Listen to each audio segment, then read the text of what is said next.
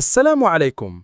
في هذا الفيديو غادي نهضروا على التحديث الجديد ديال تطبيق CNSS واللي جاب معاه حل للمشكل الكبير اللي كان كيعاني منه بزاف ديال الناس، مشكل التحقق عبر هوية الرقمية.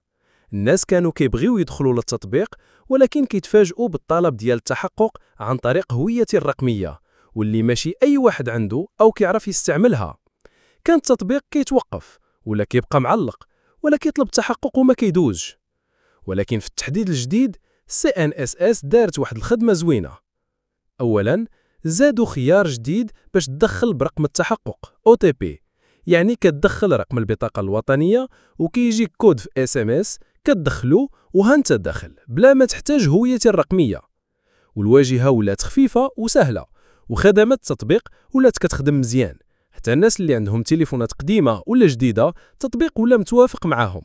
هاد الخطوة مهمة بزاف حيث ولات الخدمات الاجتماعية متاحة للجميع وما بقاتش معقدة بحال قبل.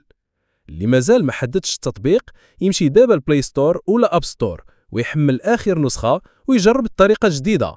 وما تنسوش بارطاجيو هذا الفيديو مع الناس اللي كيستعملوا CNSS باش حتى هما يستافدوا